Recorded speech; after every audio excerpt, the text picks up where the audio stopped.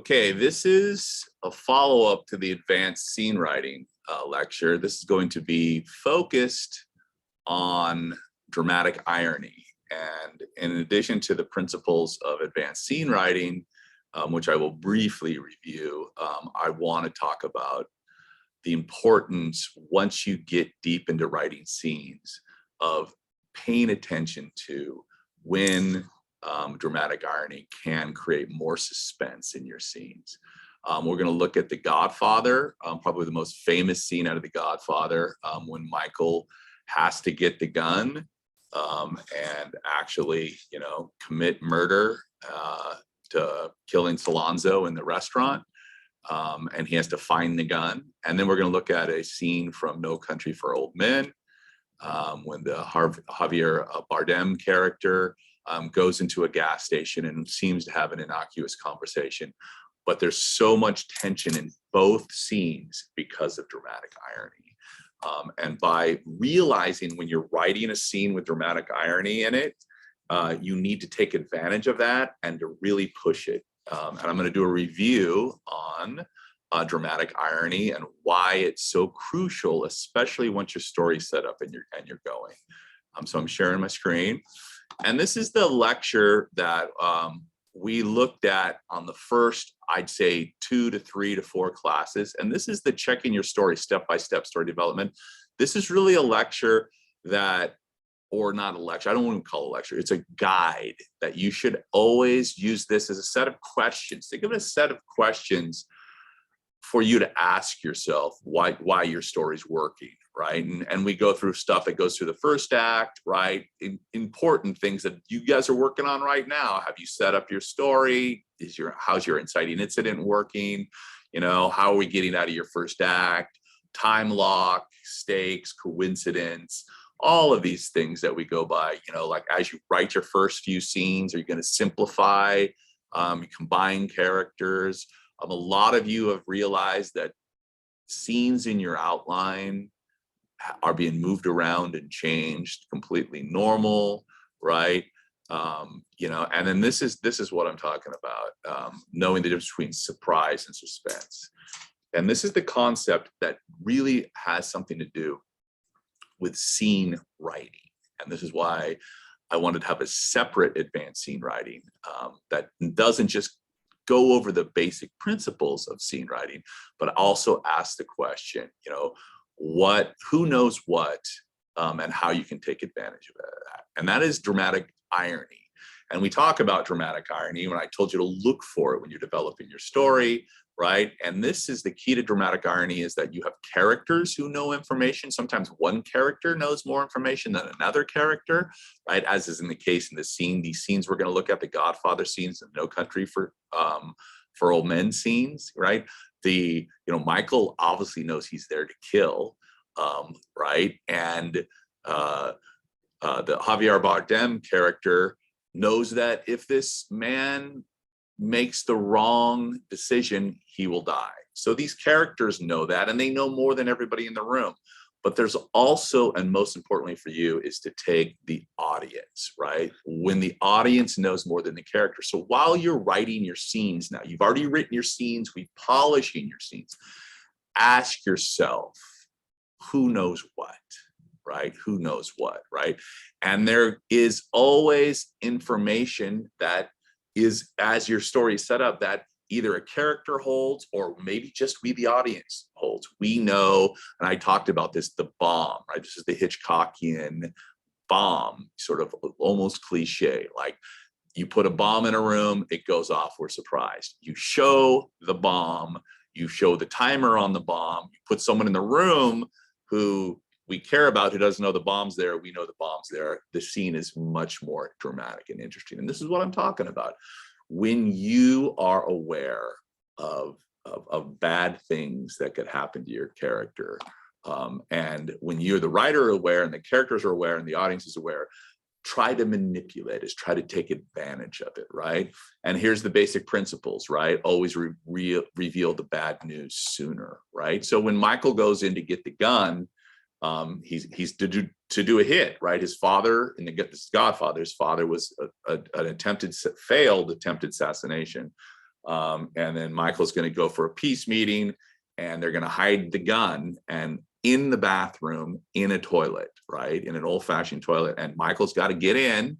He's got to get to the right location. We're not even sure if he's going to the right location. He has to have a conversation. He has to seem cool and collected.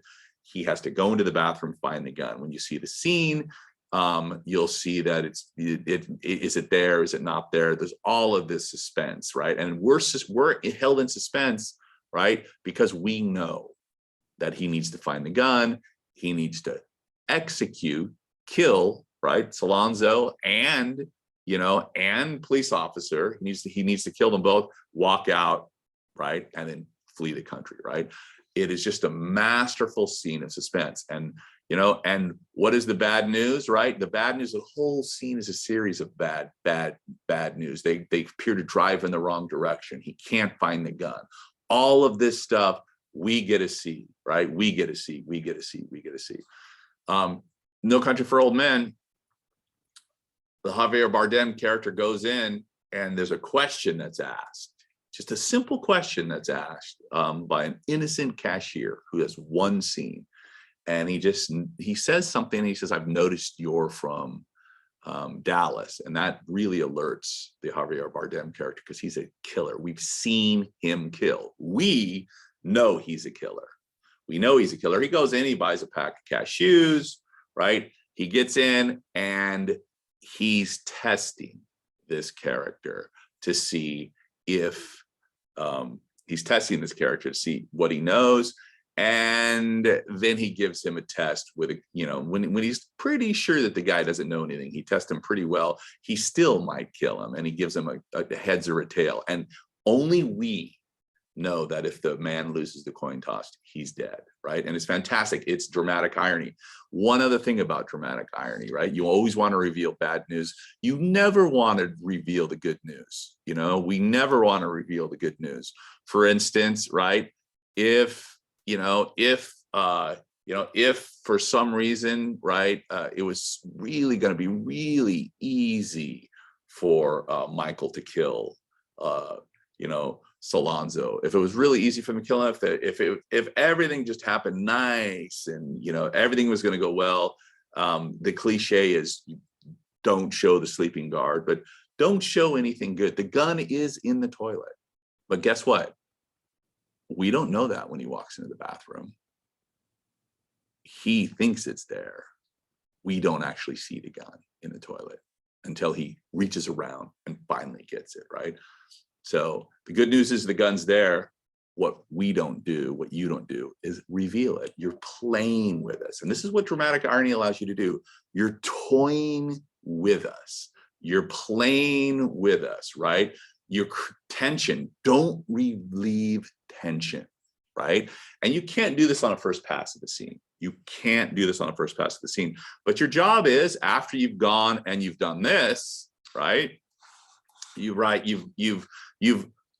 identified what is the major conflict in the scene, right? And that it's on spine. We know that the scene has to be on spine or we're going to cut it, right?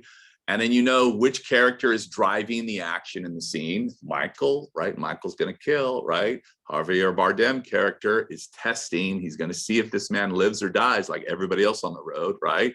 We know what every character really wants in the scene. Michael doesn't really want he wants to settle the score, right? He wants to kill. He wants to avenge for what they did for his family, right?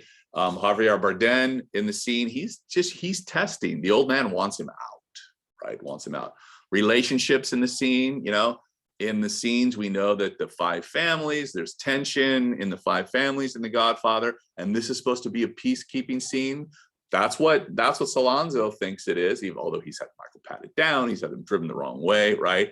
We understand the relationships in the scene. That's no big deal. We know that, right?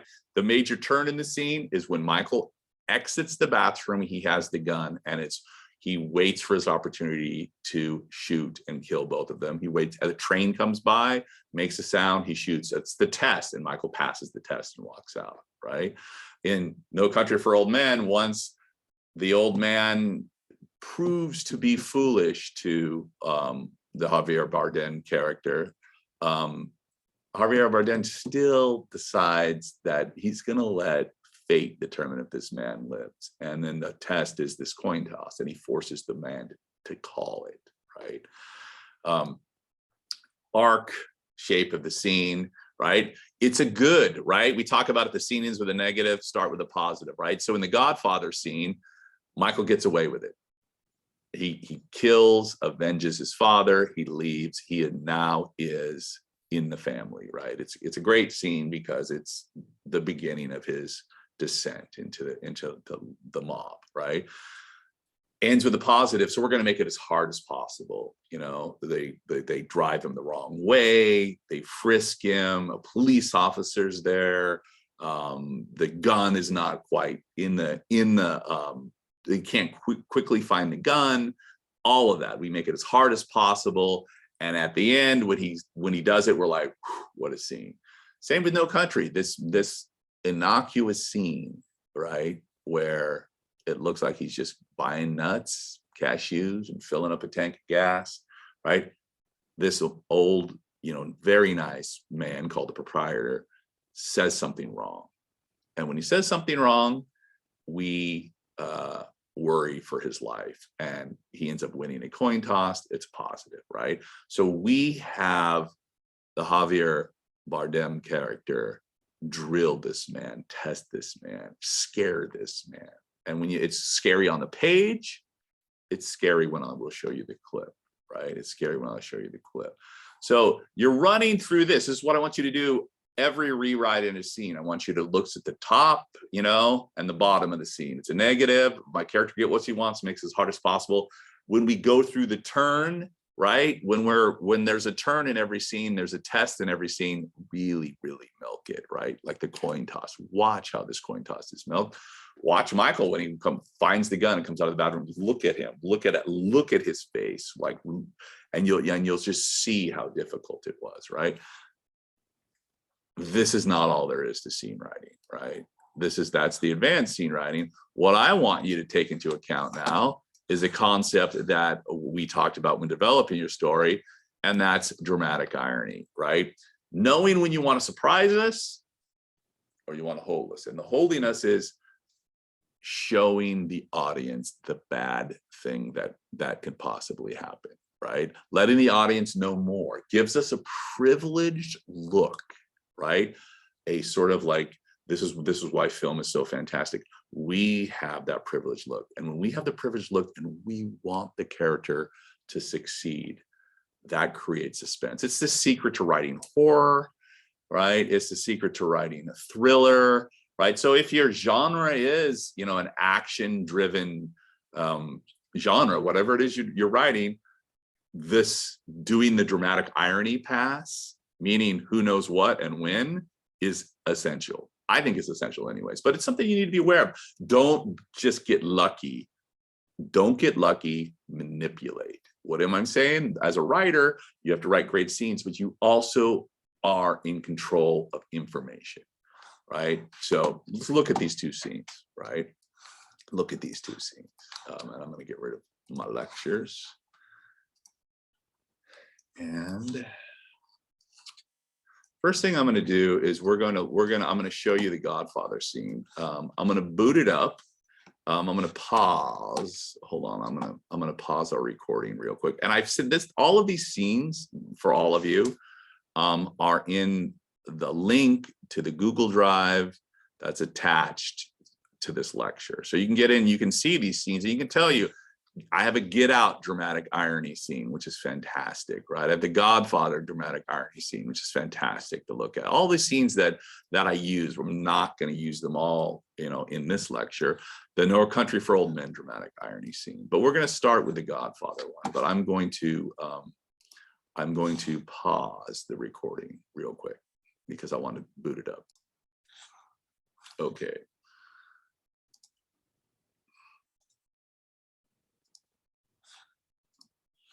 Now here's the actual script. It's really easy to find. And you'll notice one thing that I also want to just state is that the older the script, the less familiar it'll look. Like I teach Butch Cassidy and the Sundance Kid when they blow up the train. It's fantastic. But you'll notice that the scripts right? This script does not look like my No Country script, which is a script.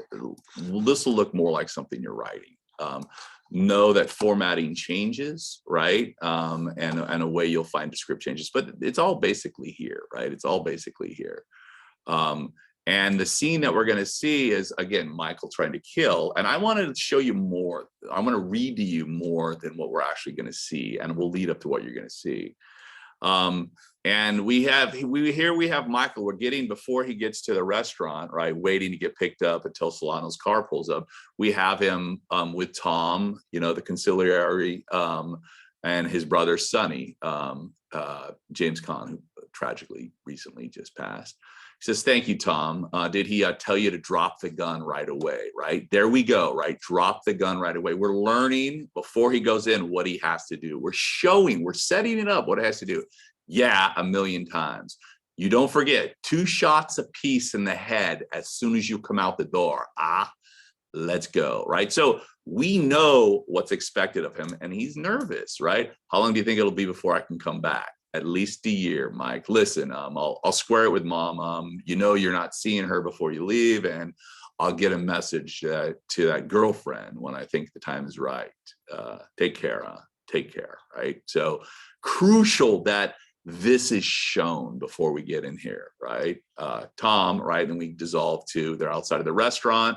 Michael's waiting on the sidewalk until Solano's car pulls up and he gets in. I'm glad you came, Mike. I hope we can straighten everything out. Here we are, hoping to straighten out everything out. And he's going to talk about it like he didn't kill his father. I mean, this is terrible. It's not the way I wanted things to go at all. It should never have happened. We'll straighten everything out tonight. I don't want my father bothered anymore. And he's saying what he wants, right? And the subtext here is, we know what this line means way more to us than Sollozzo, right? Way more to us. We'll straighten everything out. I don't want my father to be bothered anymore, right? That's a heavy line, right? He won't be, Mike. I swear on my children, he won't be. But you got to keep an open mind when we talk. I mean, I hope you're not bothered like your brother Sonny. You can't talk business with him, right? He's a good kid, right? McCluskey, right? I'm sorry about the other night, Mike. I got to frisk you, so turn around on your knees facing me, right? So he's getting frisked. This is the cop, right?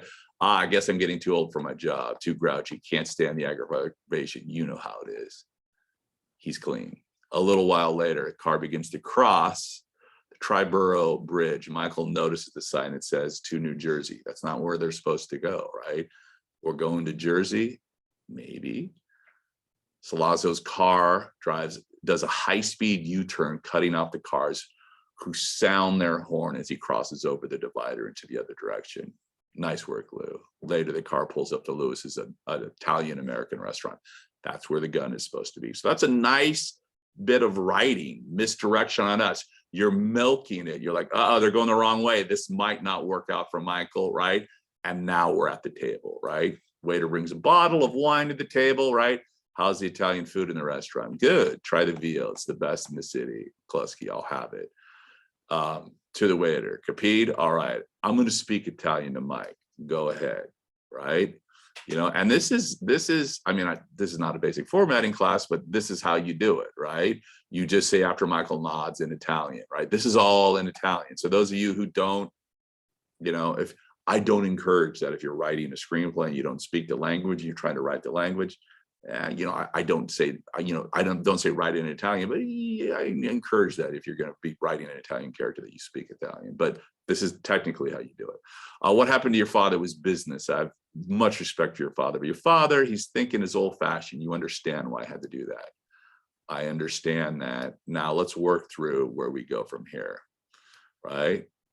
What I want, what's most important to me is that I have a guarantee, no more attempts in my father's life. What guarantee could I give you, Mike? I'm the hunted one. I missed my chance. You think too much of me, kid. I'm not that clever. All I want is a truce, right? Now, Michael, right? He's going to make the move, right? We're getting to the turn. I have to go to the bathroom. Is that all right? McCluskey, you got to go. You got to go. I frisked him, he's clean. Don't take too long.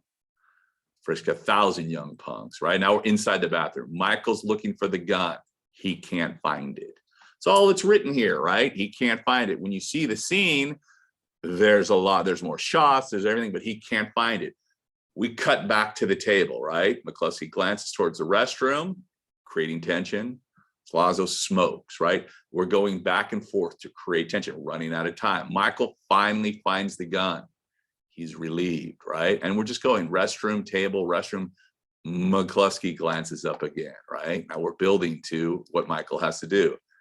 Restroom, where Michael hesitates by the door, preparing himself as a train is loudly heard passing close by, just before he goes back to the dining room.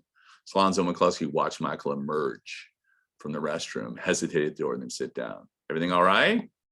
Look, your father. Michael doesn't pay attention to Sollozzo. He's under too much mental anguish. He rises, quickly shoots Sollozzo in the head, shoots McCluskey in the throat, then the forehead as McCluskey holds his throat. McCluskey falls, overturning the table. Michael goes to exit, dropping the gun. As said before, outside, Michael gets picked up by Tessio and they speed off. And then we get into Michael's whole drama. Now, that looks pretty simple, yet this is the most tense scene of the movie, right? I read to you more, so when you see the clip, you're gonna understand more. But here he is. Here he's sitting at the table, ready to go to the bathroom, right? Let me get the script close.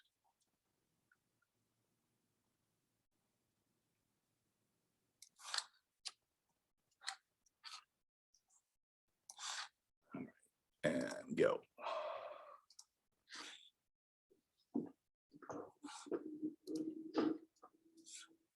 I have to go to the bathroom. Is that all right? You gotta go, you gotta go.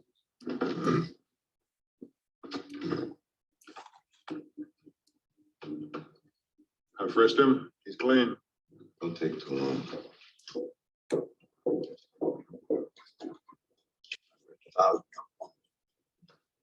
Now here he is in the bathroom, right? The script says Michael, can't find it.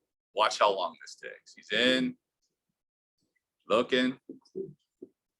Uh-oh. Uh-oh. Back out.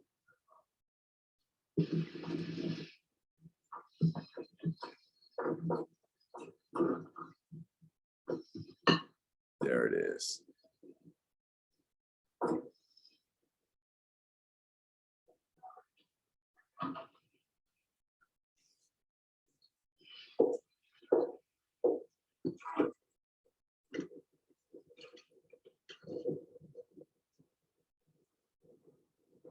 There's the train that's in the script. It's going to be his cover.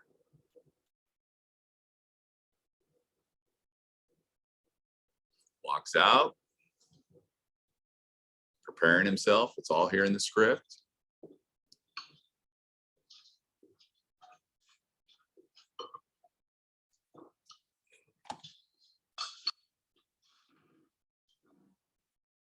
Senti meglio? Nicolò, tu mi capisci, no? Sei italiano come tuo padre? Tuo padre sta male. Quando tu sta meglio, diciamo di fare un e mettiamo tutto a posto. Here comes the train. Si fissaria, si deve finire.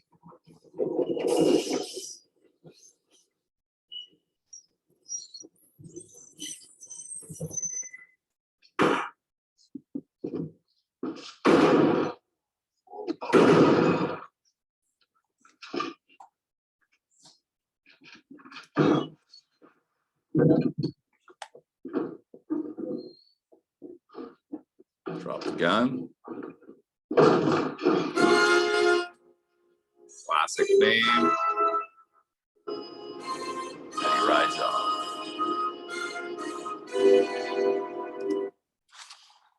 So, a lesson, literally a lesson in creating suspense, using the dramatic irony to show us, we know what he has to do when he goes into that scene. Now, if that scene was just written and he did it and it was a surprise, it might be interesting, but it's way better, not even way better, it's a master scene.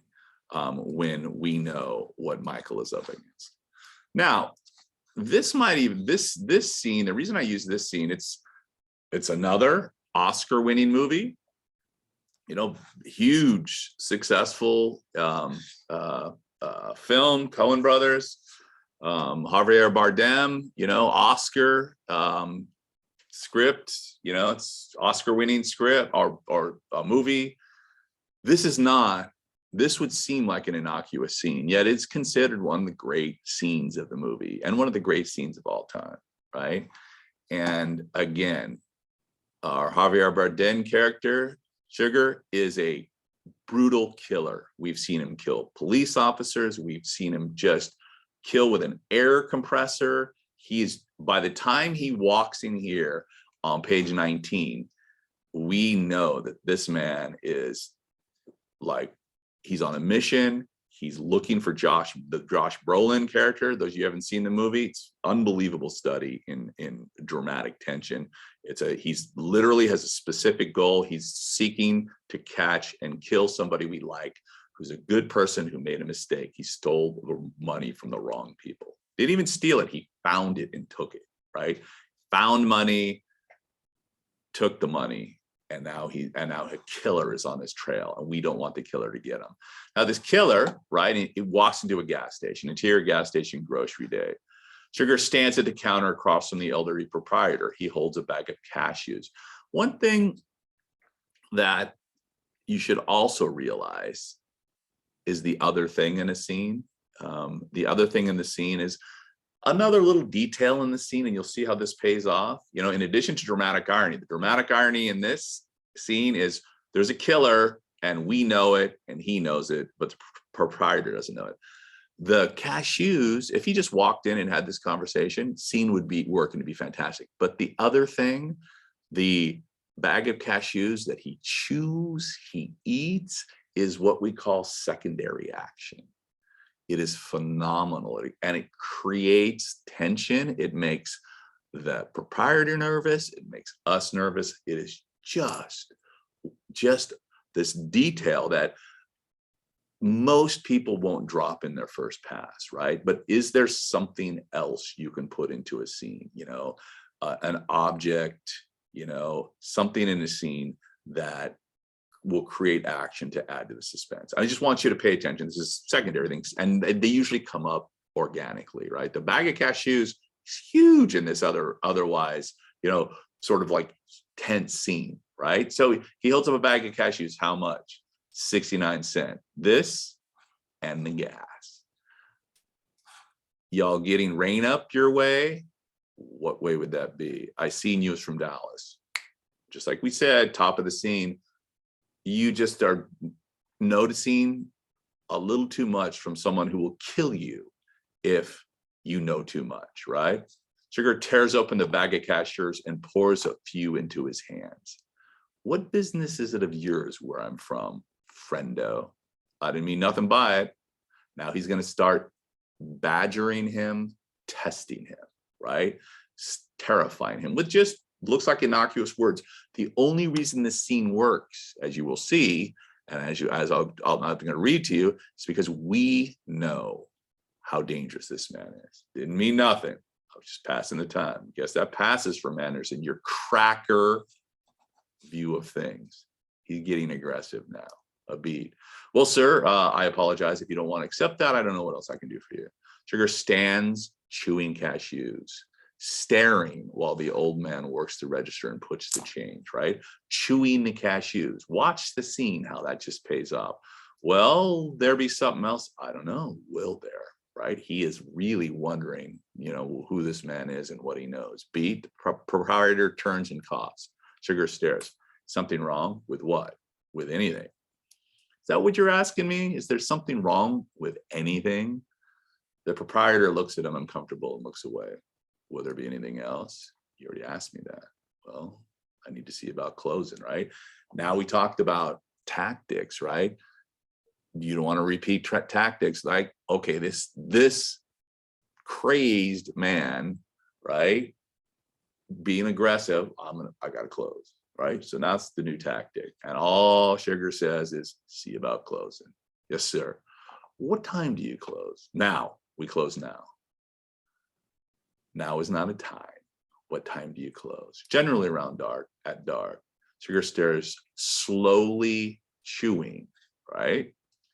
You don't know what you're talking about, do you, sir? I said you don't know what you're talking about. Sugar chews. What time do you go to bed, sir? A bit deaf, aren't you? I said, what time do you go to bed? He's really drilling down. Well, a pause. I'd say around 9:30. This is getting personal, right? Somewhere around 9:30. I can come back then. Why would you be coming back? We'll be closed, right? Subtext. I can come back and kill you then. I can kill you now, kill you then. You said that. He continues to stare, chewing. Well, I need to close now. You live in that house next door? Yes, I do. Now he's about to get personal. You've lived here all your life. A beat. That was my wife's father's place originally. You married into it. We lived in Temple, Texas for many years, raised a family there in Temple. We come out here about 4 years ago. You married into it. Now he's literally just bullying him and emasculating him. If you don't have some way to put it, oh, he says, if that's the way you want to put it, I don't have some way to put it. That's the way it is. He finishes the cashews, right? Wads the packet and sets it on the counter where it begins to slowly unkink. Right? The proprietor's eyes have tracked the packet. Sugar's eyes stay on the proprietor. Notice the cashier's just, he eats them, they're done. The bag is empty, he crinkles it up. Unifying, matching up with the test, the action. And here we go. What's the most you ever lost in a coin toss? Sir? The most you ever lost on a coin toss? I don't know, I couldn't say. Sugar is digging into his pocket. A quarter, he tosses it. He slaps it on his forearm, but keeps it covered. Call it. Call it? Yes. For what? Just call it. Right? Now he's gonna he just getting really weird. He's gonna ask the question, well, we need to know what it is we're calling for here, right? He doesn't know, but he's starting to guess. We know, right? And this is dramatic irony. We know exactly. He's scared. What's going on? You need to call it. I can't call it for you. It wouldn't be fair. It wouldn't even be right. I don't put nothing up. I didn't put nothing up. Yes, you did. You've been putting it up your whole life. You just didn't know it. You know what date is on this coin? No. 1958. It's been traveling 22 years to get here. Great way to say that, you know, the year that the movie takes place, right? And now it's here. And it's either heads or tails, and you have to say, call it. Look, I got to know what I stand to win, right? And he just lays it out, everything. How's that? You stand to win everything, call it. All right, right? Heads then. You stand to win everything. We get the subtext. You lose, you die. Sugar takes his hand away from the coin and turns his arm to look at it. Well done. Oh, relief. And when you see the scene, you'll see the relief. Don't put it in your pocket. Oh, he hands it across. Don't put it in your pocket, sir. Don't put it in your pocket. It's your lucky quarter. Where do you want me to put it? Anywhere. Not in your pocket, or it'll get it mixed in with the others and become just a coin, which it is. He turns and goes. The proprietor watches him. This scene is short, terrifying, right?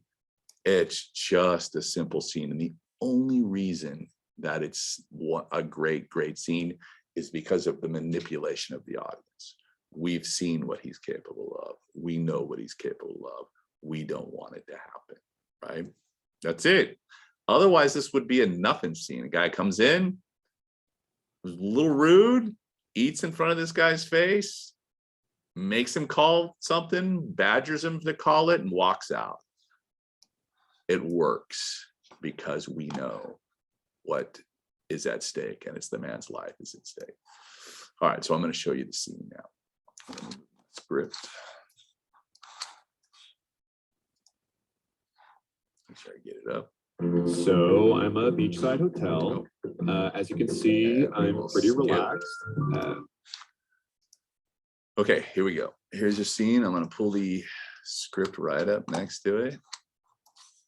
And you'll see it's like a nothing scene that is terrifying.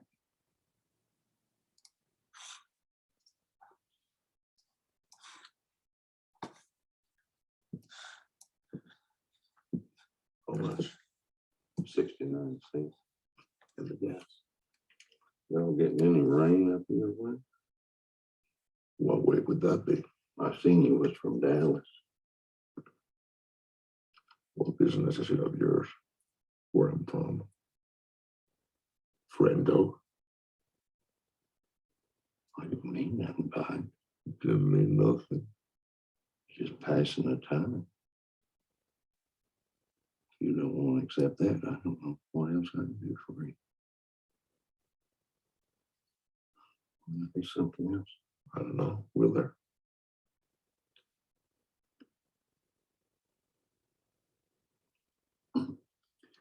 Is something wrong?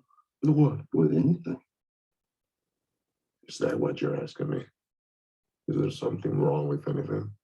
Will there be anything else? You already asked me that. Well, I need to see about closing. See about closing? Yes, sir. Look how great his secondary action is. No, it's not a time. What time do you close? Generally around dark, at dark. You don't know what you're talking about, do you? Sir? I said, you don't know what you're talking about. What time do you go to bed, sir? You're a bit deaf, aren't you? I said, what time do you go to bed? Oh, somewhere around 9:30. I'd say around 9:30. I could come back then. Why would you be coming back? We'll be closed. Yeah, you said that. Well, I got to close now. You live in that house out back? Yes, I do. You lived here all your life? This is my wife's father's place originally. You married into it? We lived in Temple, Texas for many years. Raised a family there in Temple. We come out here about 4 years ago. You married into it? That's the way you want to put it. I don't have some way to put it. That's the way it is. Watch the payoff here. What's the most you ever lost in a coin toss? Sir, the most you ever lost in a coin toss? I don't know. I couldn't say. Call it. Call it, yes. For what? Just call it. Well, we need to know what we're calling it for here. We need to call it. I can't call it for you. It wouldn't be fair. I didn't put nothing up. Yes, you did. You've been putting it up your whole life. You just didn't know it. You know what date is on this coin? 1958. It's been traveling 22 years to get here. And now it's here. And it's either heads or tails. And you have to say, call it. Well, look, I need to know what I stand to win. Everything. How's that? You stand to win everything. Call it. All right. Heads then.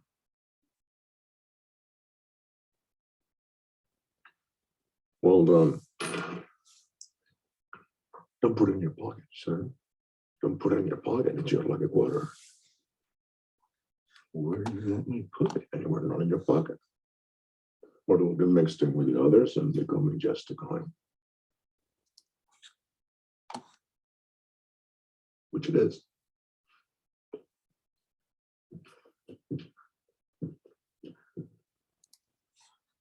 All right. So you can see, unlike the Godfather scene, nothing, right? There's no anything except the threat of this killer in the room. And all we know is what he's capable of. Simple dramatic irony turns an innocuous scene into a scene that is riveting. I mean, I think if you like Google best, 20 scenes, it pops up there just because it's so masterfully shot, but it's also masterfully written. And that's how, this is the difference between we start the outline, or we pitch the idea, we develop the characters, we do the outline, We do the basic scene construction, which is not a screenplay. A lot of people think that you get your basic scene with your slug line, your description, and your dialogue, and you write through, and it's a scene, right? It's not enough, right? Then you look at the top and the bottom of the scene. What happens at the end of the scene? Have us expect the opposite at the end. There's a turn in the scene. There's the coin toss. Let's just call it every scene has a coin toss in it, right? Every scene has a gun behind the toilet in it, where the gun's got to be found and shot, right? The coin's got to be flipped and the decision's made, right? And then you reverse it and you have us expect the opposite at the top. Oh man, this guy's going to kill this guy. He's going to kill him, right? Exactly the same expectation, right? Right. The difference in the two movies, which is like, you know, we want someone to kill somebody and we don't want someone to kill somebody, right? And their arc of the scene is both arcs are perfect. No Country, oh my God, killer, why stop asking questions? Now you're going to be tested. Oh, you barely passed the test. It's a great relief. He leaves even more of a disturbing antagonist than when he walked in, because now we know that he's sadistic, right? It's a great, you know, character development, and it makes us fear for Brolin. That's why it's such a great scene. Godfather, he goes in, he gets the gun. We know that the gun is there or should be there. We know what he's going to do. They don't know what he's going to do. Is he going to do it? He's going to do it. We like him. He's the brother we like. He's not the hot-headed sonny.